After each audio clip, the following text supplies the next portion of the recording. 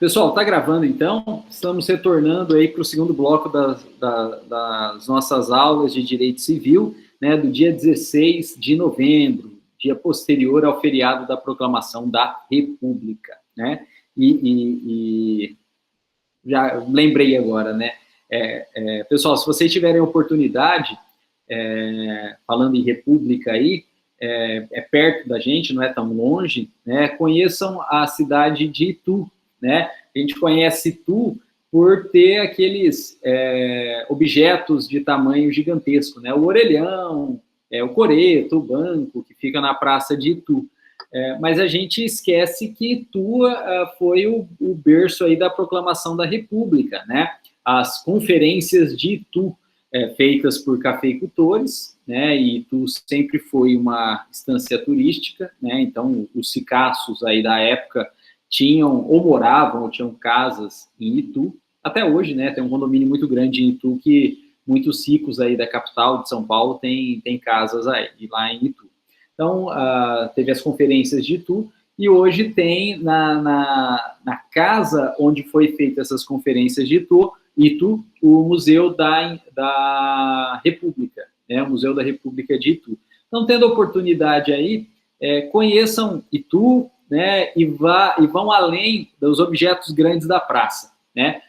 Tem o Museu da República, tem o Museu da Energia Elétrica e vários objetos legais. Inclusive, aquele quadro que é famoso da promulgação da Constituição de 1891, vários dos personagens ser tratados naquele quadro, né, famoso da Constituição de 1891, estavam na conferência de Itu, e lá tem várias fotos deles, da presença deles, da participação deles. É interessante, né, a independência. A independência não, a proclamação da República. Como foi pelo Marechal Deodoro, né, lá no Rio de Janeiro, que era a sede do Império, né, e depois ficou também a sede da República, a capital da República, até a construção de Brasília, nós não temos muito perto da gente alguma referência, né, acesso a referências da Proclamação da República. O mais perto é Itu. Então, vale a pena. Não é tão longe, passando por lá, conheçam aí o Museu da República. Bom, mas, voltando aí ao nosso direito civil, vamos falar agora das causas excludentes da responsabilidade civil. Ou seja, houve uma conduta, essa conduta gerou um dano e, portanto, existe um nexo de causalidade entre a conduta e o dano. E, pela regra geral, né, quem praticou essa conduta, que tem nexo de causalidade com o dano, havendo dano, tem o dever de indenizar esse dano. Isso a gente chama de responsabilidade civil.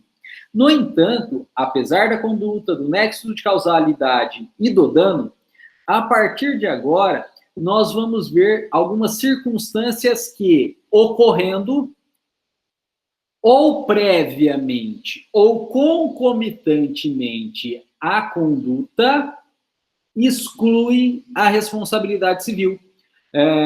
Exclui, em regra, o dever de indenizar. Não necessariamente, a gente vai ver que não necessariamente, mas exclui a responsabilidade civil e exclui, em regra, o dever de indenizar.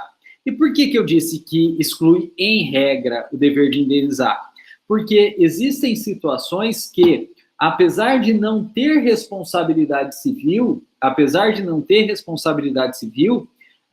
porque houve, então, uma causa excludente da responsabilidade civil, remanesce, sim, o dever de indenizar. É um pouquinho diferente, né? Tem mais consequências aí, mas, eventualmente, mesmo a partir de uma causa excludente de ilicitude, né, que exclui a responsabilidade civil, é possível, sim, que remanesça o dever de indenizar.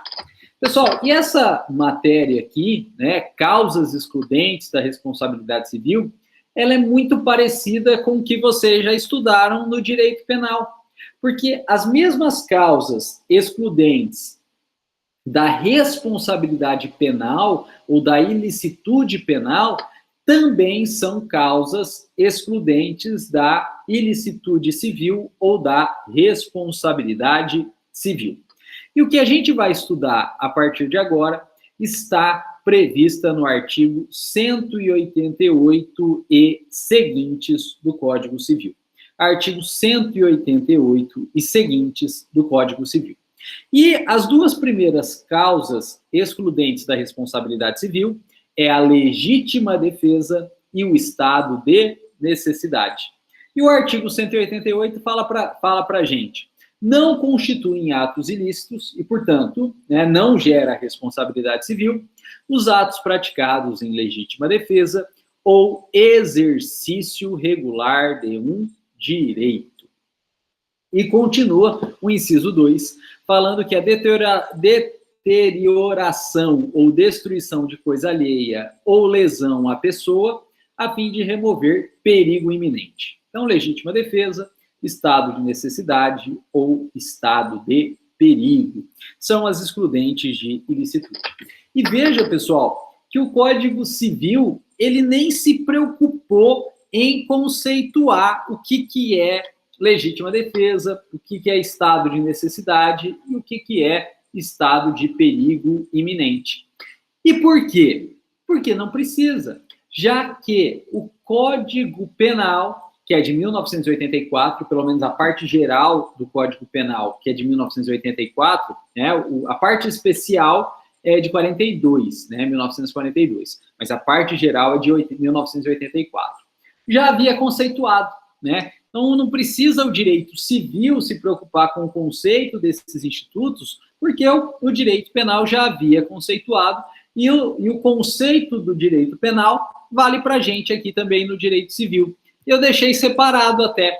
Olha só, estado de necessidade é conceituado no artigo 24 do Código Penal. E o Código Penal fala, considera-se em estado de necessidade quem pratica o fato para salvar de perigo atual que não provocou por sua vontade, nem podia, de outro modo, evitar direito próprio ou alheio, cujo sacrifício, nas circunstâncias, não era razoável existir. O que significa isso? Isso significa sopesamento de direitos, Sopesamento de direitos. No estado de necessidade, por conta de umas circunstâncias externas ao indivíduo e que ele não deu causa, ele, indivíduo, é obrigado a fazer uma escolha, colocando, então, em risco ou até danificando determinado bem jurídico, visando a proteção de um outro bem jurídico que ele julga maior, Então, ele sacrifica um bem jurídico em detrimento da manutenção de outro bem jurídico. Mas o sacrifício de um determinado bem jurídico, ele só não é ato ilícito, ele só não gera responsabilidade civil se esse sacrifício, de um bem jurídico foi dado em estado de necessidade, ou seja, precisou fazer aquele sacrifício daquele bem jurídico em razão de uma circunstância externa ao indivíduo e que não foi dado causa por ele, e desde que ele esteja visando proteger um outro bem jurídico que ele julga ser superior, Então, a gente tem aí sacrifício como elementos para que caracterize o estado de necessidade como excludente de ato ilícito, E, portanto, de responsabilidade civil. Primeiro, sacrifício de um bem. Segundo, em razão de uma circunstância externa ao indivíduo e que não tenha sido dado causa por ele. Não foi ele que causou aquela situação, Então, circunstâncias externas ao indivíduo e que não tenha sido ele o causador. E terceiro requisito é que esteja em jogo, e esteja sendo protegido ou tenha sido protegido um bem jurídico de maior valor. Abriu mão, sacrificou um bem jurídico de menor valor para proteger um bem jurídico de maior valor.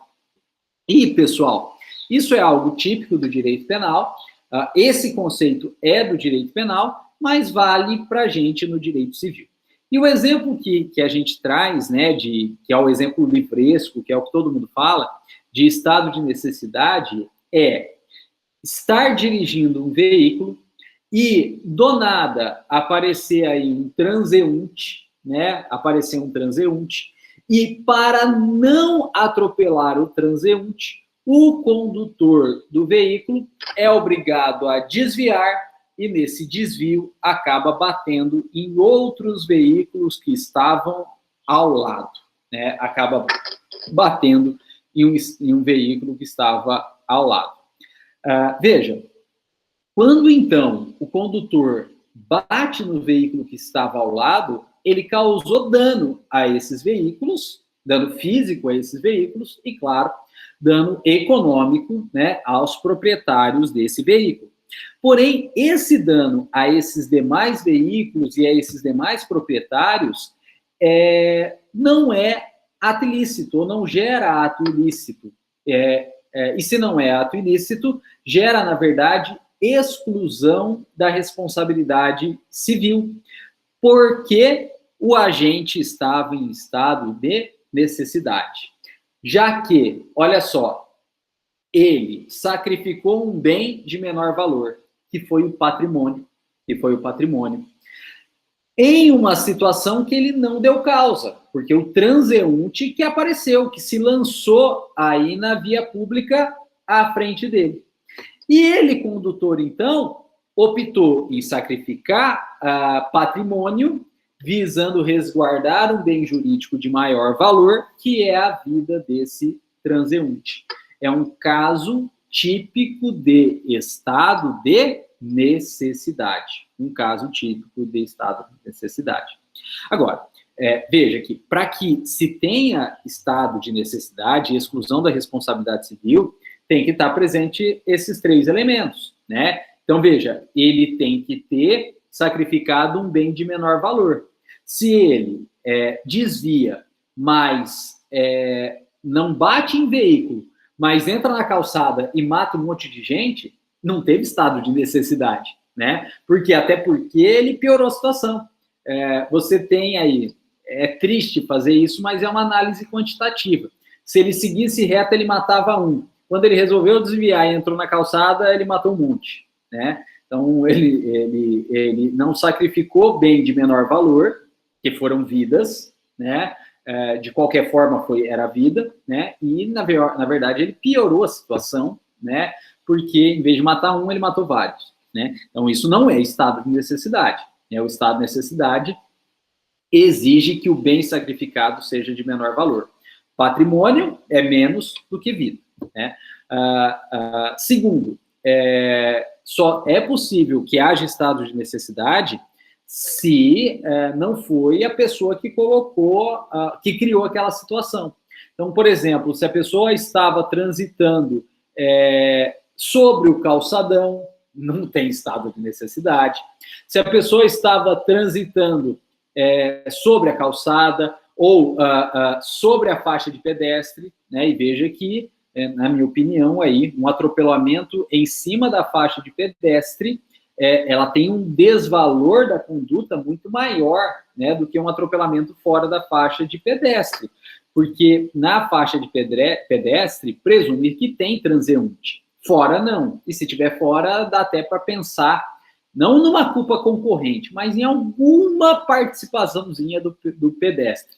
Mas na faixa de pedestre, não. Na faixa de pedestre, não. E, claro, se está numa faixa de pedestre, existe sempre a possibilidade aí de ter um pedestre, né? E, claro, por uma regra de cultura, mas tem que tomar cuidado com essa regra, mas por uma regra de cultura, o veículo, né, deve parar, então, para o transeunte na faixa de pedestre, né? E parar mesmo, né? Ficar com o freio acionado, né?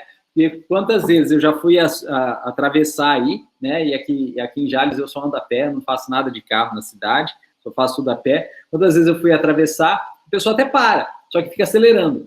Aí você, como pedestre, né, que é o elo fraco da corrente, fica com medo, né? Porque se o cara resolve acelerar, pode até amassar o carro dele, mas você morre, né? Então, parar, não ficar acelerando aí. Inclusive, ficar acelerando não sei se é falta leve ou grave, eu acho que é grave, né? É até falta grave no trânsito, né? E gera, então, infração grave no trânsito. Então, não acelerem aí.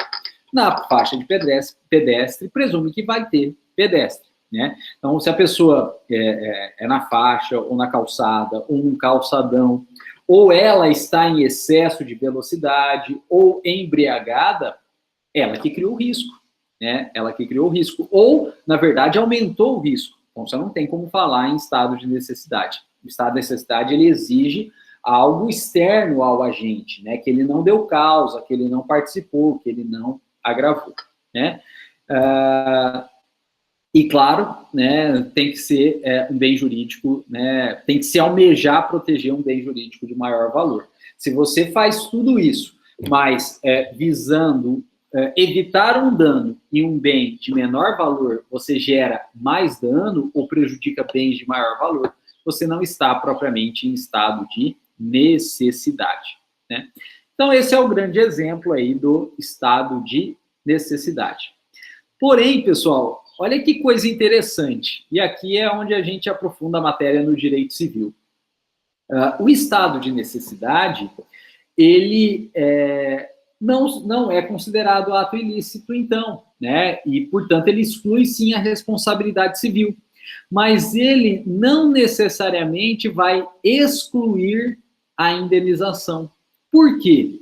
Porque veja que se esse condutor que agiu em estado de necessidade, desviou de um transeunte para salvar a vida dele e veio, então, a danificar materialmente veículos estacionados, ele agiu em estado de necessidade, ele não tem responsabilidade civil.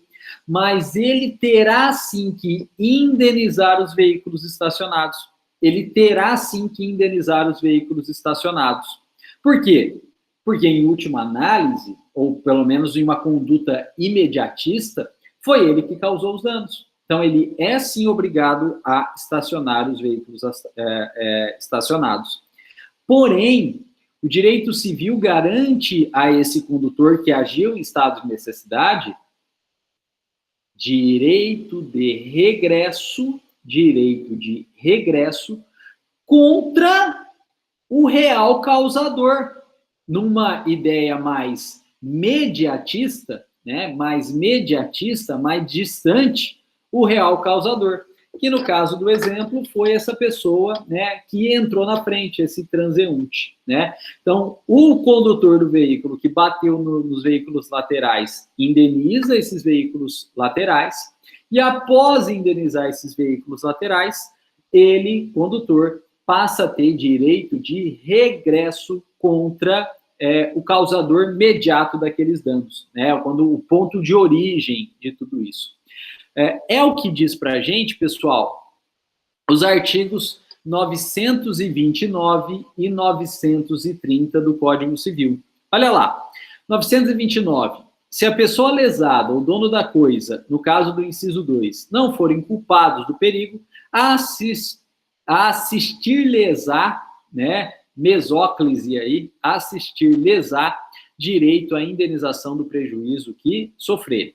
930, no caso do inciso 2, se o perigo ocorrer por culpa de terceiro, contra esse terá o autor do dano a ação regressiva para ver a importância que tiver ressarcido do lesado, né? Então, quem praticou a conduta ainda que em estado de necessidade, indeniza os danos imediatamente causados por ele e, após indenizar os danos imediatamente causados por ele, passa a ter, então, direito de regresso contra o terceiro causador imediato dos fatos, né? Causador imediato. Imediato, não no sentido de menos importante, né? No sentido de um pouquinho mais distante, né? Um pouquinho mais distante na linha causal, né?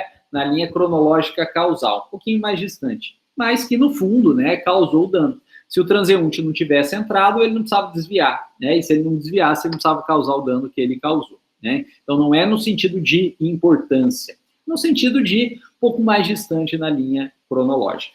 Por isso que eu disse para vocês, né, que os excludentes da responsabilidade civil que a gente vai trabalhar exclui o ato ilícito, exclui a responsabilidade civil, mas não necessariamente exclui o dever de indenizar, né? Porque, eventualmente, se mantém o direito à indenização, ou dever de indenização, mas gera, consequentemente, um direito de regresso ao real causador, né? Ao terceiro real causador desses danos. Bom, pessoal, e a gente tem também a legítima defesa, né? A gente tem também a legítima defesa. E o direito civil também não se preocupou em definir o que é legítima defesa, porque não precisa, né? Já que a gente tem o conceito de legítima defesa do direito penal, mais precisamente aí no artigo 25 do direito penal, né? E o artigo 25 do Código Penal diz: quem entende-se legítima defesa, quem usa moderadamente dos meios necessários, repele injusta agressão, atual ou iminente, a direito seu ou direito de outrem, né? Então, a legítima defesa, ela pressupõe aí uma agressão injusta, né? Agressão injusta, o que se conclui que se for uma agressão justa, né, se for uma agressão justa, não tem legítima defesa, né? E o exemplo da doutrina penal de agressão justa é a agressão já feita em legítima defesa, né? Então, se o A agrediu B, B tem direito de defesa, né? A sua legítima defesa da agressão do A. E aí o B agride, de certa forma, o A, né? O A tem que parar, né? O A tem que parar. Por quê? Porque a agressão do B, nesse sentido, é justa, já que não foi ele que começou. O A começou agredindo o B, no exercício do direito de legítima defesa, agrediu o A. A agressão do A contra B é injusta, que foi a primeira, né? Mas a agressão do B contra o A, B contra A, é justa, porque está em legítima defesa. E se a agressão do B em legítima defesa é justa, o A tem que parar, né? O A tem que parar. O A não tem legítima defesa contra o B, porque foi o A que começou o A sofrendo a agressão do B, ele tem que parar, né? Se não fosse assim, a gente não pararia jamais, né? Seria legítima... Um começou, mas aí o outro revidou, o que começou teria em tese legítima defesa, aí o outro tem legítima defesa, aí tem legítima defesa, não acaba nunca, né? Então, a ideia é proteção da injusta agressão, que é a primeira, né? E aí, revida em legítima defesa, mas tem que parar, não continua legítima defesa de legítima defesa aí, né? Senão, a gente daria uma carta branca para a briga generalizada, né? Ou a gente não poderia ter crime de rixa aí, né? Então, a legítima defesa, ela pressupõe uma agressão injusta, né?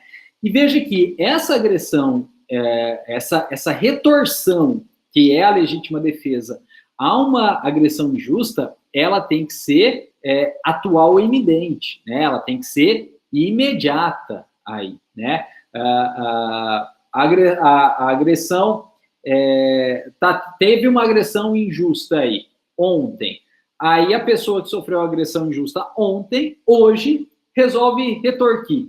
Isso não é legítima defesa, né? Tem que ser imediato, né? Tem que ser imediata, a retorção tem que ser imediata aí.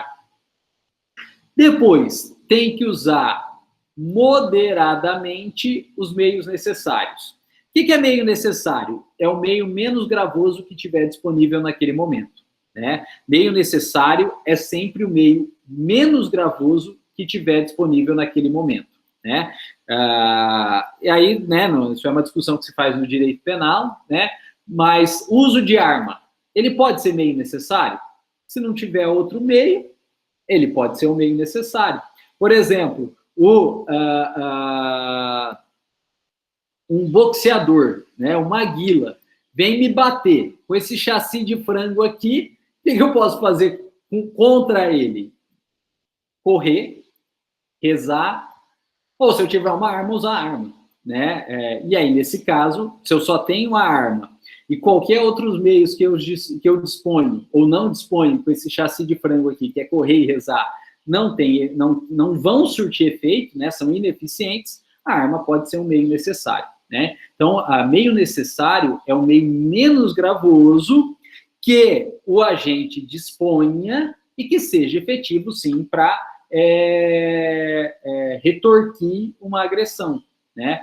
Agora, se o agente dispõe de vários meios, né, e, por exemplo, ele até dispõe de uma arma, mas dispõe também de um porrete. O porrete, o cacetete, o taco de beisebol, é menos gravoso, né, gera menos lesão do que a arma, ou coloca em menos risco de morte em tese do que a arma, depende de onde pega a pancada, mas em tese coloca em menos lesão. Então tem que usar primeiro o taco de beisebol.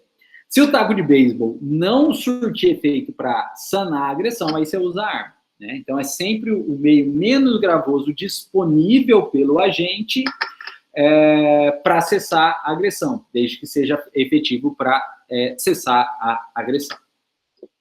E esse meio necessário, que é o menos gravoso, ele tem que ser usado de forma moderada. O que é forma moderada? Forma moderada é usá-lo até cessar a agressão. Mas cessando a agressão, parar. Não pode continuar usando depois de cessada a agressão, né? Então, uso moderado significa que esse meio menos gravoso ele pode ser usado quantas vezes? Quantas forem necessário para sanar a agressão injusta, para parar a agressão injusta. Mas parando a agressão injusta, tem que parar de usar o meio necessário. Se não parar, não usou moderadamente. Se continuar usando, não usou moderadamente. E aí, você não tem propriamente uma legítima defesa, ou se até tem legítima defesa, houve excesso nessa legítima defesa, né? Então, veja, eu tenho um porrete e uma arma. Por meio necessário, eu tenho que usar primeiro o porrete. E aí eu dou uma porretada. Parou, eu não posso dar a segunda porretada. Não parou, eu posso dar a segunda porretada.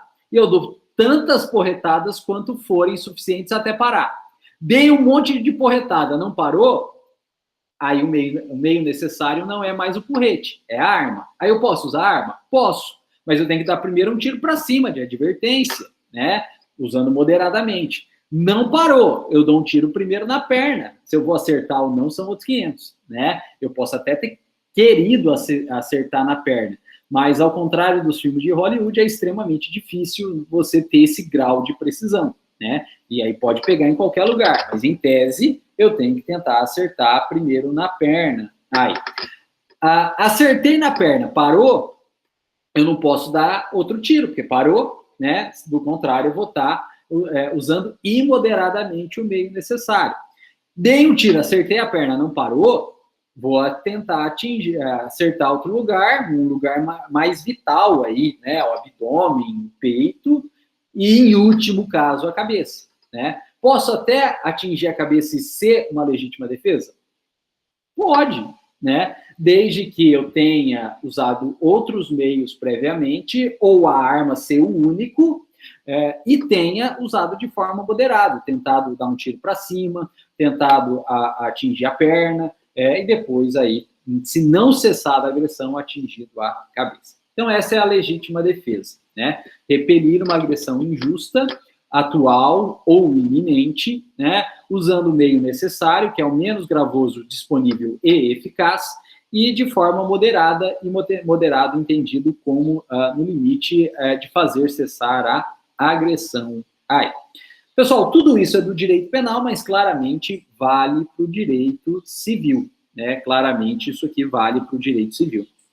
Agora, da mesma forma, né? Eventualmente a legítima defesa, eventualmente não, a legítima defesa exclui a responsabilidade civil, mas eventualmente pode ou não excluir a indenização, né? Pode ou não excluir a indenização.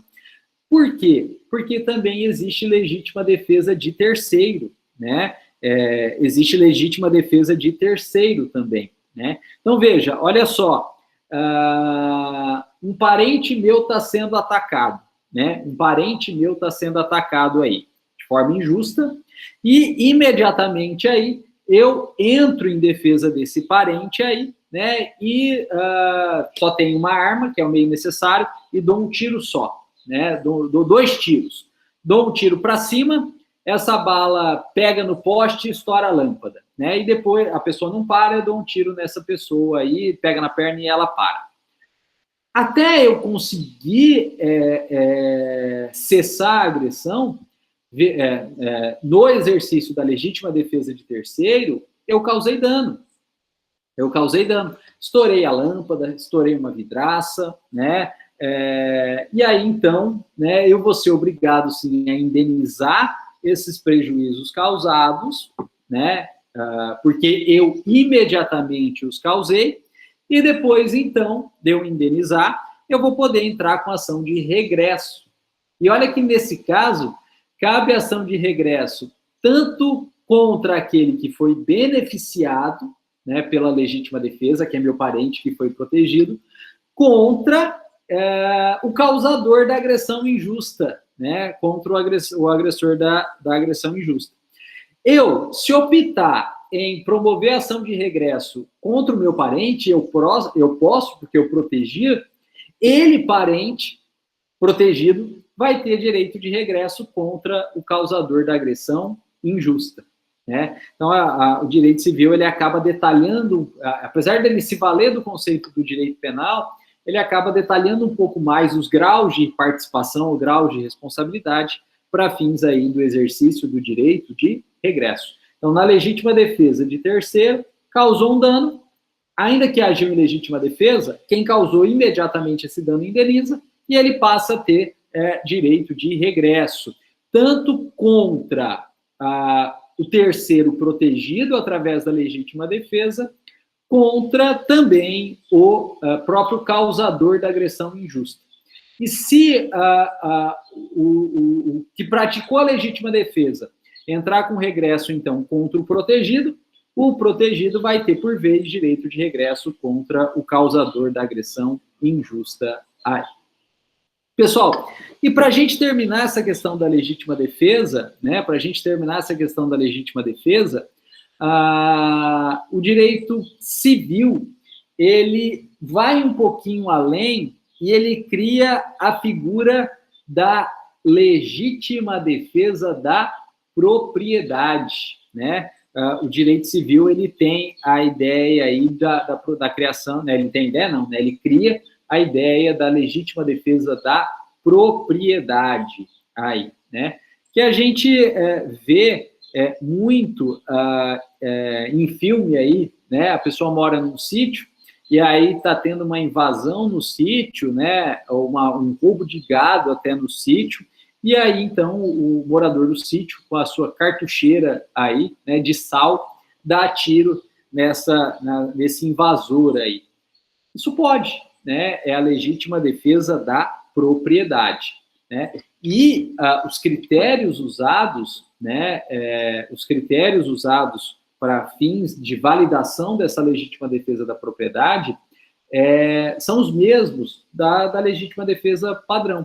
Então, pode proteger a propriedade? Pode, mas desde que seja uma agressão à propriedade de forma injusta, atual ou iminente, né?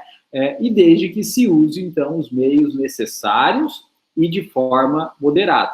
Então, veja, a pessoa está invadindo a propriedade, pode agir naquele momento, né? Pode agir naquele momento.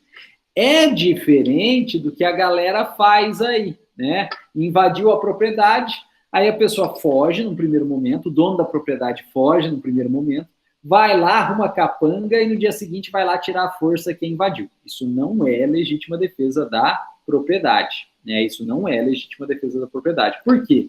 Porque se não foi atual ou iminente, se não for imediato, não é legítima defesa, né? Então, se passou um tempo, não pode ir lá e se valer da força para tirar os invasores. Vai ter que se valer dos meios jurídicos que são as ações possessórias, né? O interdito proibitório, a ação de manutenção de posse e a mais conhecida de todas, a ação de reintegração de posse. Né?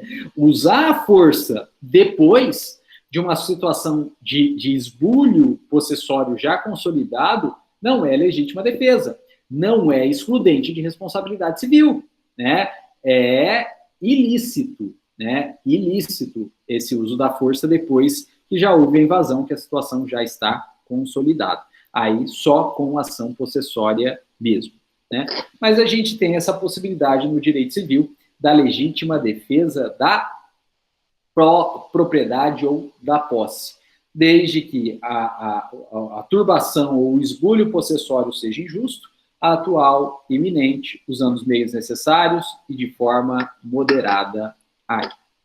Bom, pessoal, vocês vão estudar essa legítima defesa da posse ou da propriedade provavelmente no semestre que vem já, né? Terminando responsabilidade civil, entra-se em direitos reais, né? Em direitos reais. E em direitos reais, estuda-se a posse, a propriedade e a proteção aí, a proteção pelo próprio proprietário, né? A proteção da posse e da propriedade pelo próprio proprietário ou possuidor. Como é essa proteção pelo próprio detentor do direito de posse e de propriedade, o direito civil, além de falar em legítima defesa da posse ou legítima defesa da propriedade, também chama de autotutela da posse ou autotutela da propriedade. Inclusive, o direito civil prefere essa segunda terminologia, né?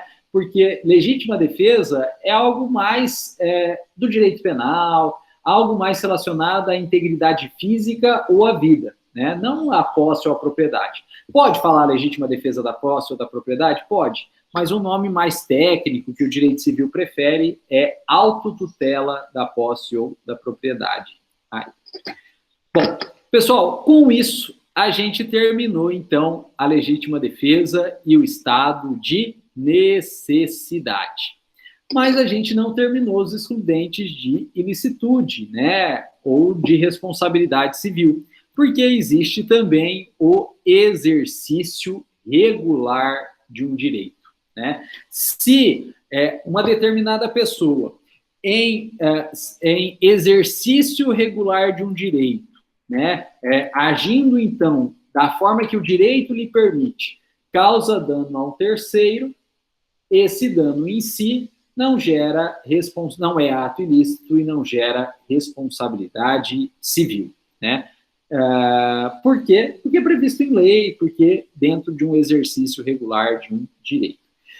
Pessoal, isso tem no direito penal também, né? E os exemplos do direito penal se relacionam aí à conduta do médico, né? A conduta do médico, ou a conduta do policial, né? Os exemplos do direito penal se referem aí à conduta do médico e à conduta do policial. Então, o médico, a pessoa infarta na rua, cai na rua, o médico está passando e vai lá, faz uma massagem cardíaca. A massagem cardíaca, muito frequentemente, leva à quebra de costela, né? O externo, que é esse osso que a gente tem bem na frente do peito, não quebra, né? Se quebrar o externo, já era, né? Muito difícil quebrar o externo, mas a costela pode quebrar, pode não, muito provavelmente quebra, né? Numa massagem cardíaca efetiva aí.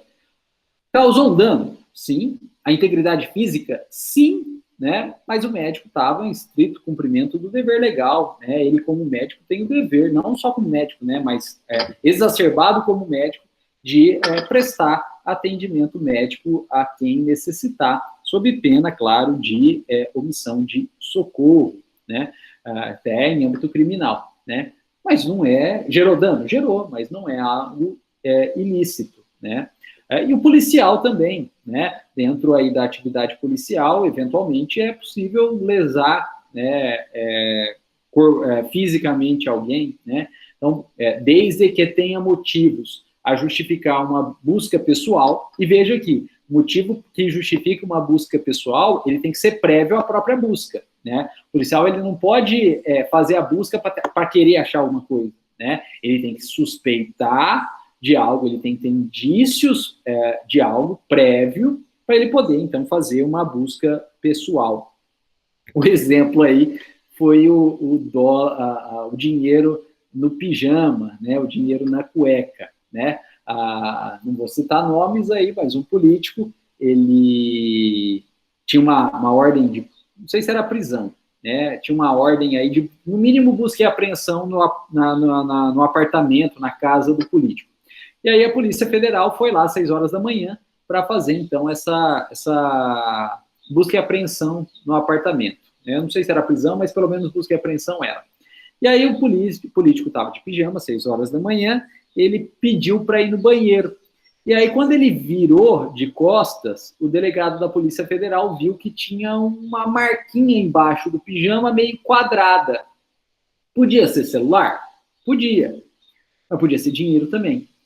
Não se sabia o que era, mas havia indícios de algo sendo ocultado ali, né? E veja que, indo no banheiro, né, podia ser, esse algo podia ser lançado no vaso, né, e ser descartado, aí não ia achar. Então, o delegado da Polícia Federal viu aquela marca num pijama, 6 horas da manhã, viu o pedido de ida no banheiro, que poderia levar ao descarte, aí ele tinha, então, motivo para fazer uma busca pessoal. E aí eles revistaram o político, né, revistaram fisicamente o político, e acharam, então, o dinheiro na cueca, no pijama. Aí, isso é indício. Agora, veja, se o policial está lá dentro do apartamento, o político está sentado aí no sofá, não tem indício nenhum de estar ocultando, não fala que vai no banheiro, pode o policial ir lá e revistá-lo, né? Mandar tirar roupa, passar a mão no corpo? Não, porque não tem indício para fazer essa busca pessoal aí. Mas tendo indício, é possível fazer a busca pessoal e, eventualmente, pode gerar algum tipo de lesão, né? Naquela situação dentro do ambiente doméstico, residencial, não. Mas no meio da rua aí, olha, assim, encosta no muro, deita no chão e faz a revista pessoal, pode, eventualmente, causar um dano físico, né? Ralar o joelho, ralou o cotovelo. Veja que dentro da legalidade aí, sem abuso, sem extremo de violência, né? E, pessoal, a gente acha que algema, né? Tranquilo, vai algemar. Algemar é terrível. Por quê? Porque corta, não é profundo, mas corta o pulso da pessoa, né? A algema, ela não é colocada de forma solta. Porque se colocar de forma solta, a pessoa dobra o dedão, né? Que é o que caracteriza nós como primata, dobra o dedão e passa a algema, né? Então, a algema, quando é posta apertada, né? E um ferro apertada, ela machuca, né? É natural isso, ela machuca. Mas havendo motivo para algemar, a pessoa não está tese cooperando, não está mostrando violência, está colocando em risco a integridade física do policial, ele pode algemar, isso vai gerar, com certeza, a lesão corporal, vai gerar. A algema machuca, a algema corta. E também a gente vê aí nas operações policiais galera usando o enforca-gato. Aquilo corta pra caramba também, né? Eu tive um caso que um cliente nosso foi preso e não algemaram, mas colocaram enforca-gato. Machuca tanto quanto, né? Machuca tanto quanto. Então, claramente gera lesão corporal, né? E claro, veja só, a gente que atua mais no fórum aí, até vê as pessoas, né, infelizmente vê as pessoas algemadas no corredor e tal. Aquilo é uma situação controlada. Então, a pessoa não está fazendo força, a pessoa está caminhando, a pessoa está cooperando aí, mas eventualmente está no corredor, pelo menos, na sala de audiência não, né, não pode, né, o juiz só pode manter algemado se tiver fundamento para isso, senão ele vai mandar tirar. No corredor, normalmente está algemado, mas aquilo é uma situação controlada. Então, as algemas estão postas de uma situação mais não tão apertadas, né? Então, ali você não vê propriamente machucando, mas uma situação de operação normal, a algema machuca, a algema corta o pulso das pessoas, né? Eu tive um caso também, que a pessoa, em razão de transtorno aí, psicológico mesmo, né, provavelmente já tinha, e agravado pelo abuso de substâncias entorpecentes, ela saiu fora de si, né, e ela estava na praça aqui em Jales, e o policial chegou, né, que é uma praça que tem histórico de consumo de entorpecentes aqui. Essa pessoa estava na praça, e aí o policial chegou para revistar, né, estava lá. Chegou para abordar, não foi nem para revistar. E em razão aí de todos esses transtornos e o uso da substância entorpecente, essa pessoa, né, o meu cliente aí ficou violento, né? E aí o policial, então, algemou e levou a pessoa para o DP, né, para a central de polícia aqui. Eu fui advogado dessa pessoa, nomeado pela assistência judiciária, e por uma coisinha qualquer aí, acho que eu me lembro até de âmbito civil, mas esse rapaz, acho que ficou com o meu nome né, na cabeça aí, e aí nessa situação lá na delegacia, ele falou meu nome, aí o policial que estava lá me conhecia, eles me ligaram, né, foi num sábado, e eu estava no escritório, mas estava de bermuda, chinelo, camiseta, né? E aí eles me ligaram, eu corri lá, me falaram quem era, eu lembrei dele, lembrei que não era uma pessoa assim muito ajustada, digamos assim, né? E eu corri lá e quando eu cheguei, ele estava sentado e algemado. E aí o policial me falou, ó, teve que algemar pela própria proteção dele, porque ele estava primeiro atacando os policiais, depois ele começou ele próprio se arranhar, começou a se machucar. E aí eles algemaram, né, para evitar que a pessoa, então, lesasse outrem e se lesasse. Mas quando eu cheguei, como ele não parava e a algema estava apertada, os pulsos dele estavam todos cortados, assim, e sangrando, né, tudo com sangue. Eu até perguntei, falei, olha, será que ele se cortou como tentativa de suicídio? Tal? Eles falaram, não, isso aí é da algema mesmo, né? Teve que ser apertada, porque ele não para, e como ele não para, tá cortando, né? Então, é bem feio de ver, né? É bem feio. Eu nunca tinha visto naquele grau aí a quantidade de machucado. Lesou, mas gera indenização? Não, porque os policiais agiram, então, em estrito cumprimento do dever legal, né? E justificaram para mim, eu acredito, que foram obrigados a algemar, porque realmente a pessoa estava, e quando eu cheguei, estava realmente fora de si, né? E nesse ínterim aí, eu de chinelo na delegacia, de bermuda de short florido, né? Chegou o SAMU, e aí eu fui conversando com ele, né?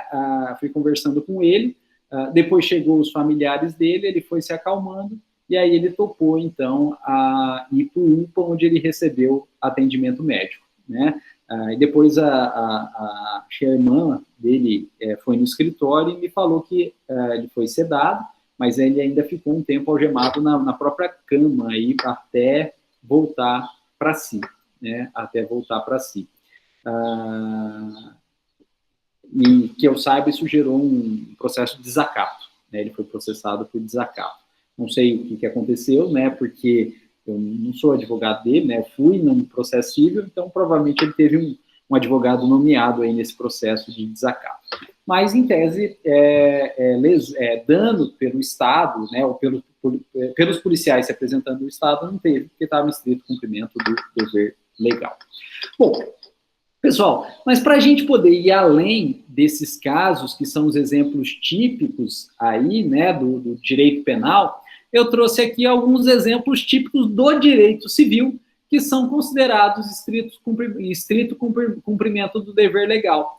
Primeiro, a exigência de guarda-volume no supermercado, né? Veja aqui, quando a gente chega no supermercado e o funcionário do supermercado fala, olha, coloque a bolsa, coloque a mochila no guarda-volume para você poder entrar. Se você não colocar, você não entra.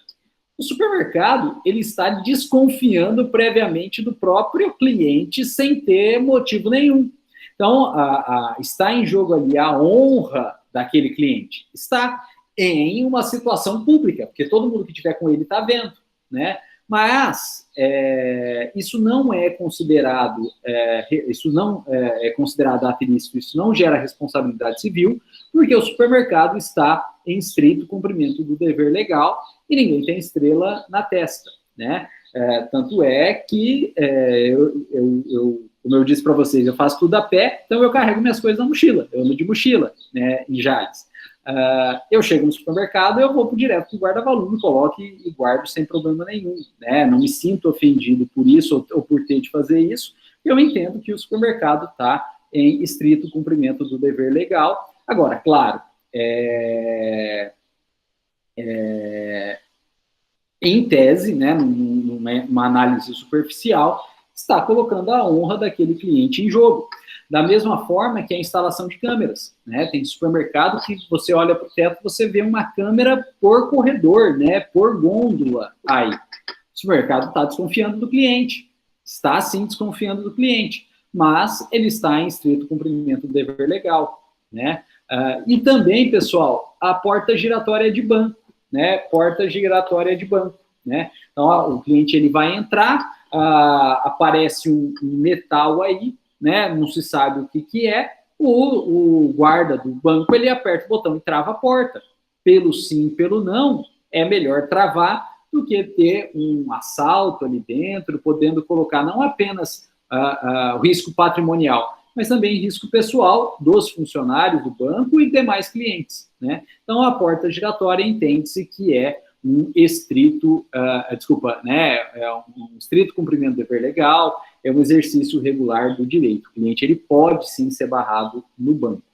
Agora, veja, esse exercício regular de um direito, esse estrito cumprimento do dever legal, ele só é, de fato, excludente da responsabilidade civil e do dever de indenizar se exercício regular ou se estrito cumprimento de dever legal. Portanto, dentro de limites. Então, veja, olha só, o cliente vai entrar no banco, né? O cliente vai entrar no banco. E aí tem um metal, o guarda, ele trava a porta no banco, trava a porta do banco. E aí o cliente, então, fala, não, realmente, estou com metal. Aí vai lá, tira a chave e tira o celular, deposita ao lado. Vai entrar, trava de novo. Fala, olha, não tenho mais metal nenhum. Aí o guarda fala, você está de cinto? Tô. Então é a fivela do cinto. Você vai ter que tirar a fivela do cinto. Aí o cliente é obrigado a tirar a fivela do cinto, guardar, né, e entrar segurando as calças, né? Aí vai entrar, toca o alarme de novo. O guarda do banco fala, não vai poder entrar. É essa presilha que está no seu sapato aí. Aí o cliente é obrigado a tirar o sapato para poder entrar. Isso extrapola os limites da dignidade até da pessoa humana, né? Então, ser barrado uma vez, ter tirado tudo que era de fato passível de ser tirado, chave, carteira, celular. Porém, o banco não para por aí e impede a entrada se não tirar cinto, se não tirar sapato, isso claramente extrapola o limite. E aí, né, esse exacerbo pode gerar dano moral também. Supermercado tem guarda-volume, tem câmera, beleza. O supermercado flagra um furto dentro do supermercado pelas câmeras. O supermercado pode abordar essa pessoa? Pode. Quando? Quando se tenha furto de fato, né? Porque a pessoa pode até ter colocado o Danone no bolso. Mas se ela passa no caixa e paga, não teve furto, né? Então o supermercado não pode abordar a pessoa lá dentro, circulando lá dentro, porque não passou no caixa, não passou no momento de pagar, ainda não se consumou, não se sabe se a pessoa quer de fato furtar ou não. Mas se ela passa no caixa e não paga, aí o supermercado pode abordar porque tem furto consumado. Porém, existem formas e formas de abordar a pessoa. Chega um funcionário do supermercado do lado da pessoa e fala, olha, a gente tem as imagens, não adianta você negar, porque a gente tem as imagens, se a gente fizer a revista, a gente vai achar. Então, olha, devolve o produto que você pegou, eu vou levar embora, vai ficar por isso mesmo, não vai acontecer nada. O pé de ouvido, tete a tete aí, é uma coisa, né? Agora, a pessoa passou, tocou o alarme, né, disparou o alarme, aí veio funcionário, segurança, cercou a pessoa, né, arrastou a pessoa, chamou de bandido, isso extrapolou o exercício regular, se transformou em um exercício irregular, isso extrapolou o estrito cumprimento do dever legal, não foi estrito, não foi limitado, e esse excesso, então, é passível de indenização, gera ato ilícito, gera responsabilidade civil e é passível de indenização, né? Recentemente, durante a pandemia, e logo na abertura dos shoppings pós-pandemia, veio uma notícia de um shopping center no Rio de Janeiro, em que uma determinada pessoa, né, estava com um relógio, né, relativamente caro aí, e provavelmente o que chamou atenção era porque era negro, né, e houve, então, todo esse preconceito como pano de fundo aí, e essa pessoa, então, estava com o relógio que ele tinha comprado, estava lá para trocar esse relógio porque ele não funcionou, e veio, então, funcionários do shopping e arrastaram essa pessoa para a escada de serviço, e a pessoa caiu e se machucou, né? A pessoa caiu e se machucou. Isso claramente não é um estrito cumprimento do dever legal, né? Começou totalmente errado, porque o motivador foi a cor da pele da pessoa, né?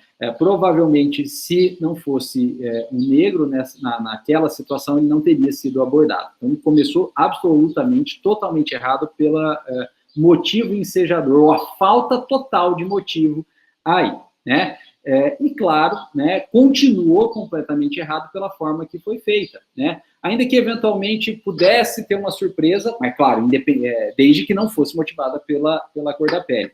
E que, a partir de uma fundada suspeita que não seja a cor da pele, houvesse aí uma conduta de, olha, abordar a pessoa, conversar com a pessoa, perguntar da pessoa, pedir para, eventualmente, se for o caso, acompanhar e tal, não teria ilicitude, né? Estaria, de fato, dentro do exercício regular do direito ao estrito cumprimento do dever legal. Mas começou totalmente errado e continuou totalmente errado pela forma em que foi feito também, né? Então, o excesso aqui, né, o excesso na conduta pode gerar dano moral aí. Pessoal, e um caso que eu achei interessante, esse caso aqui, ó, que foi julgado pelo STJ, em que os empregadores tinham prova, que eles tinham instalado câmera, que um empregado doméstico estava ou tinha furtado um bem. E aí, então, eles impediram que esse empregado deixasse o imóvel, né? Então, trancafiaram o empregado lá dentro. E esse empregado, ele cometeu suicídio. Ele se matou no imóvel, né? E a defesa dos empregadores é que, claro, eles não vão responder pela morte, né? Eles não vão responder pela morte, porque isso não era previsível, né, que fosse acontecer, né? Isso aí não está dentro da cadeia normal de fatos, né? Isso é algo além, né? Então, eles não vão responder pela morte, né? Mas eles estavam sendo processados pela conduta de ter trancafiado o empregado, e eles estavam aí se defendendo, dizendo que eles estavam em exercício regular do direito. Como eles tinham prova do furto, né, eles queriam passar, era até um crime flagrante, então eles estavam em exercício regular do direito. O STJ entendeu que não era exercício regular do direito, né, entendeu que houve excesso dos empregadores em manter esse empregado trancafiado, né, cessado a liberdade. Claro, não responde pela morte, que é um fato além da cadeia da previsibilidade, né, do que normalmente se espera que aconteça, mas responderam pela conduta de manter trancafiado. Pessoal, e uma pergunta que todo mundo faz quando a gente fala sobre isso é a indenização em caso de ajuizamento de ação. E o entendimento que ajuizar a ação por si, ele é sim um exercício regular do direito, ainda que o autor da ação venha a perder, e o réu, ainda que venha a ganhar, não tem direito à indenização. Por quê? Porque existe o direito do acesso à justiça, né? O Poder Judiciário está aí justamente permitindo o acesso à justiça, né? Então, o mero ajuizamento de uma ação, ainda que o autor da ação venha a perdê-la, não gera responsabilidade civil para esse autor. O réu não tem por si direito à indenização.